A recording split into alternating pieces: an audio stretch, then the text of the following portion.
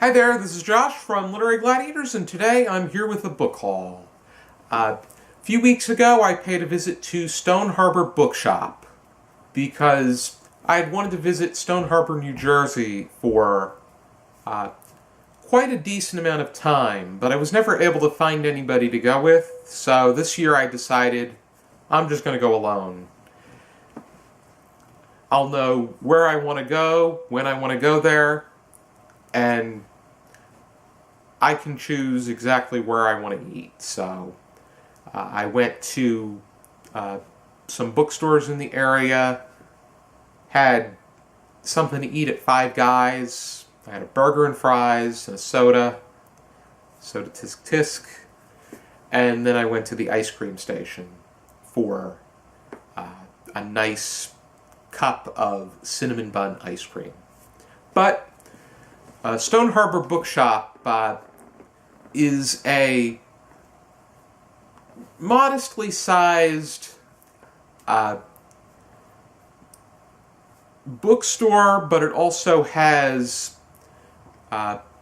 toys, games, and puzzles. And I noticed that they had a great selection of Dover Publications books. The books that I got during my visit were all nonfiction, funny enough, but they had quite an appealing selection of nonfiction. So let's begin. The first three books that I have are all from the same series, and because I'm the kind of person that likes to buy an entire backlog of what a writer has written, and that's probably why I haven't gotten into series as much. I don't have as much of a collection because there's so much. I'd probably want to buy them right by the bulk, and I don't necessarily know if I would be able to commit to the entire series as is. But I got Cary McNeal's books, fact books. There is 1001 Facts That Will Scare the Shit Out of You, The Ultimate Bathroom Reader, Scared Shitless, 1003 Facts That Will Scare the Shit Out of You, and Are You Shitting Me? 1004 Facts That Will Scare the Crap Out of You. And I was looking through some of them, mostly on the front and back of the book, the idea that there's more bacteria on your office desk than on your toilet seat, the fact that there's more bacteria on the toilet handle than there is in the toilet bowl or on the actual seat itself. And then there's also, not all the facts have to do with toilets. There's all different bits of information. There's one of which is 1/3 of Texans believe that humans and dinosaurs roamed the earth at the same time. And the one that really got under my skin the most is bacon affects the brain the same way as cocaine and heroin, overloading pleasure centers and requiring increasing amounts to be satisfied. I've heard similar things about sugar and cheese having drug-like qualities to them. And in the second one, 1003 Facts, there's a whole chapter about honey badger facts, which there's that video about the honey badger mockumentary, and I think that's Cary McNeal's harping off of that.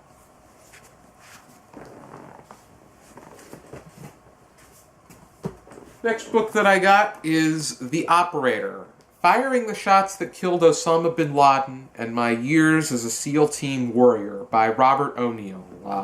Robert O'Neill, it just interests me to read an account from the person who took part in a team, or the team, that brought down the biggest threat to our nation in Osama bin Laden. But O'Neill is very well decorated on top of that, and it will be interesting to read about his story. The next two books are from Mary Roach, who is known for her book Stiff, which has to do with human cadavers. The two that I bought while I was there, though, are Bonk and Grunt. Bonk has to do with the science of sex and all things sexual, whether it be the intercourse or the reproductive parts or actions such as orgasms that associate themselves with sex. And Grunt has to do with the science of war and what inspires the human mentality upon approaching war, and why authoritative leaders seem to seek desire within the methodology of the act of war.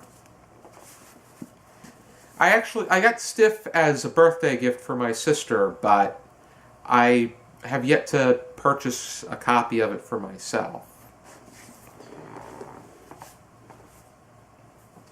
Next one that I got is Nagasaki, Life After Nuclear War by Susan Southard. This has to do with the response to those that either endured or have researched or are citizens of the city of Nagasaki.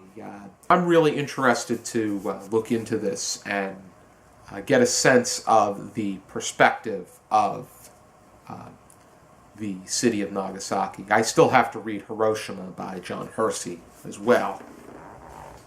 It's just what mind boggles me is that the atomic bombs went on to civilian areas as opposed to specific areas of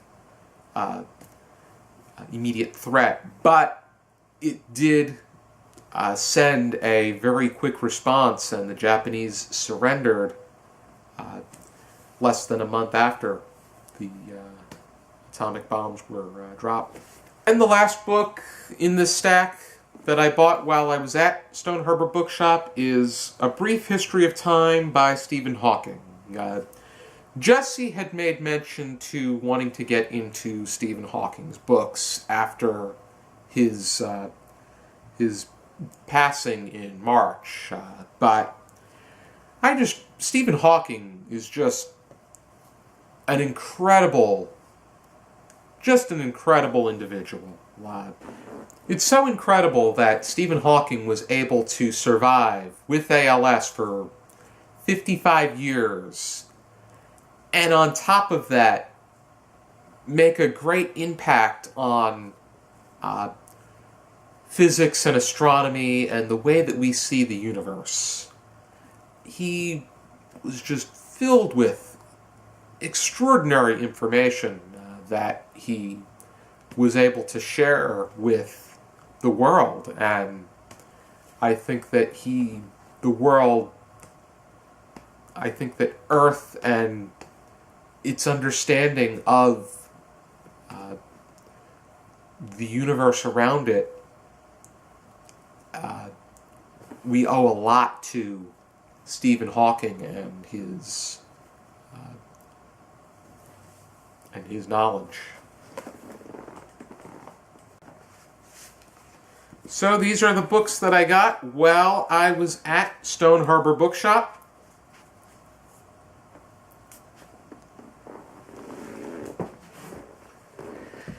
And I would highly encourage you to check them out if you're ever visiting Stone Harbor. I think that it is an important thing that you support